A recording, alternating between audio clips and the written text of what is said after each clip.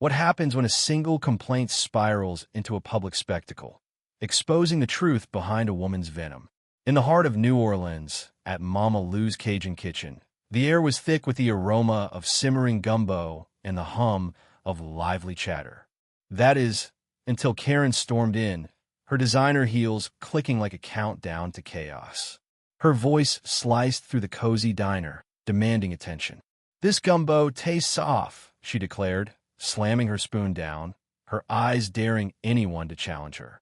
The room fell silent, forks hovering, as every patron turned to witness the brewing storm. Karen, with her perfectly manicured nails and a purse that screamed money, wasn't just any customer.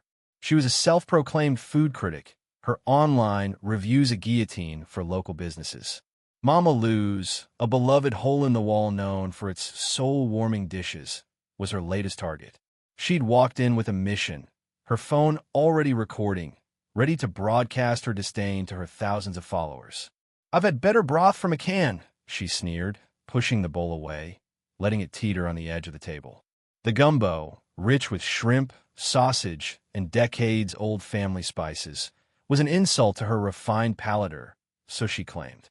Waitress Ellie, a young woman with a kind smile and nerves of steel, approached cautiously. "Ma'am, can I get you something else?" she offered, her voice steady despite Karen's glare. But Karen wasn't here for solutions. She wanted a fight.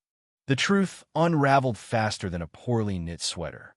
Ellie, who'd worked at Mama Lou's for years, knew the gumbo was perfection crafted by Mama Lou herself, a woman whose recipes were practically sacred. Karen's complaint wasn't about the food, it was personal. Months earlier, Mama Lou had refused to cater Karen's lavish birthday party for free, citing her small business's tight margins. Karen, humiliated by the rejection, had vowed revenge. Her off-gumbo claim was a calculated strike, meant to tarnish the diner's reputation and boost her own clout. But she hadn't counted on the diner's loyal community or the surprise waiting in the wings. As Karen ranted, live-streaming her tirade, a new figure emerged from the kitchen. Miss Clara, Mama Lou's aunt, a spry 80-year-old with a sharp tongue and sharper instincts. Clara wasn't on the payroll, but she was family, and she'd been watching Karen's antics from the back. "Child, you think you can come in here and lie on our food?" Clara said, her voice low but piercing, cutting through Karen's monologue like a hot knife. The confrontation escalated into a showdown that had the diner on edge. Karen, undeterred, doubled down, accusing the staff of serving her tainted food to sabotage her influence. She shoved the bowl, letting it crash to the floor, the gumbo splattering like a crime scene. Gasps rippled through the crowd. Ellie's face flushed, but she held her ground, while Clara stepped closer, her eyes locked on Karen. "You want to talk tainted?" Clara said, pulling out her phone. The twist no one saw coming. Clara had been recording too. She'd caught Karen earlier in the parking lot, bragging to a friend about teaching Mama Lou a lesson with a fake complaint. The video played for all to hear, Karen's own words betraying her. "I'll say it's spoiled, get some views, and shut this place down." The diner erupted in murmurs, phones now pointed at Karen, her livestream audience turning against her. Karen's facade crumbled faster than a bad roux. Her face paled as Clara's video looped, her own voice echoing her deceit. Patrons, once silent, began to speak up.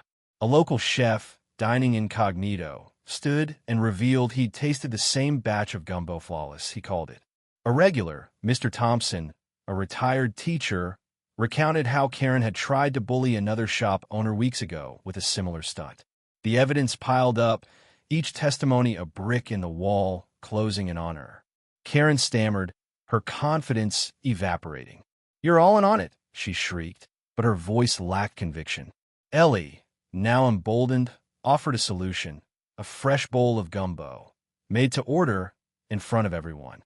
"If it's off, we'll comp your meal," she said, her tone daring Karen to continue. The crowd leaned in, waiting. The final blow came not from anger, but from humility. Mama Lou herself emerged from the kitchen, her apron dusted with flour, her eyes calm but resolute. She didn't yell or accuse. Instead, she set a new bowl of gumbo before Karen, steam rising, the scent drawing envious glances. "Taste it," Mama Lou said, her voice soft but commanding. Karen hesitated, her hands trembling. The diner watched, breathless, as she took a spoonful. No cameras, no theatrics, just the truth in a single bite. Karen chewed quietly, her face blank, unable to muster another complaint.